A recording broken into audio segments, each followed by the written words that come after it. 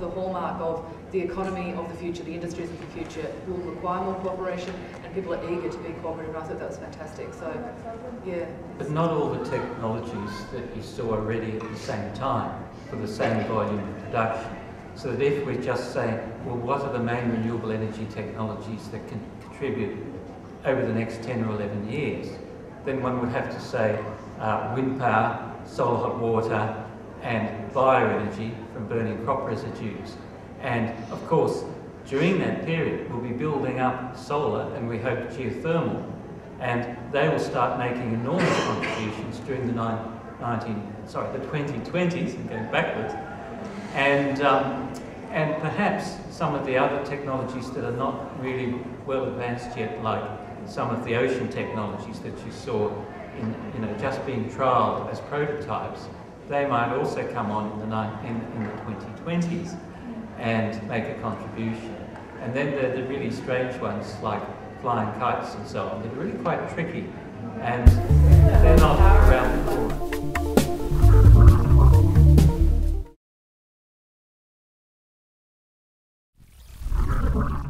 Storage is the second stage. The first stage of most renewable energy systems, wind, PV, solar thermal, a plant that can generate power during the day, real time during the day.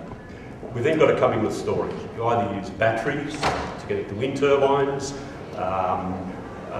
With solar thermal, there are a whole way of storing energy in various thermal means, just large masses of material to keep hot. They're being used in a number of projects in Spain at the moment. They were first used in the US 25 years ago. So there is a route there for having continuous power. Now, to get to the continuous baseload power that Mark talked about, we need to then combine some of these technologies. The geothermal power is great, but there is a problem with it in terms of the power levels you can achieve. There's a massive amount of energy there in the ground. But to get out the high power levels you need, there are problems there. By combining that with a solar thermal plant can provide the energy for most of your peaking periods during the day, not the dark winter night it can't, of course. You combine that with a geothermal plant, they don't have to be side by side, but the grid combines them in a way that you can get this match. So there are some plants that inherently have storage. Geothermal is the best one.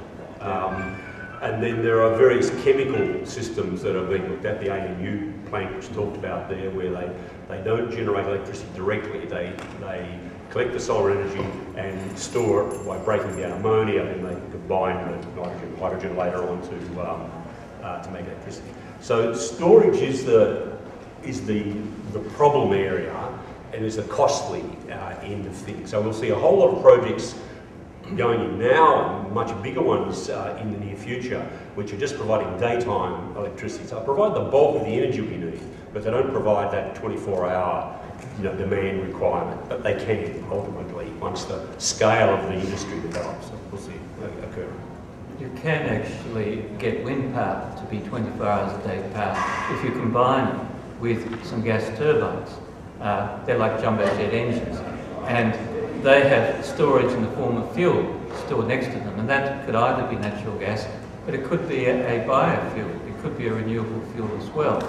And if you have a lot of wind farms spread out geographically, so they're experiencing different wind regimes at the same time, they don't fluctuate that much usually. And so you bring in a few gas turbines as well, and you can have a system that's just as reliable or just as unreliable as a coal-fired power station.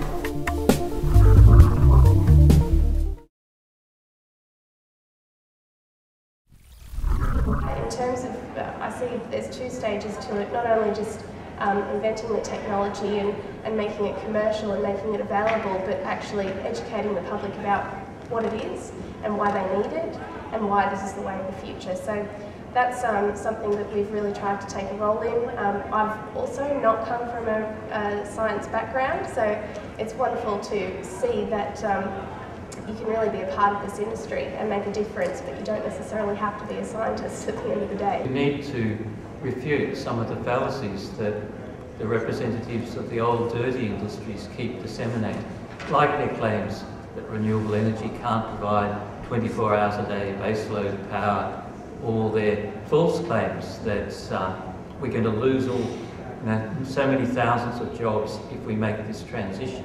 It doesn't have to be that way. The potential is actually the opposite.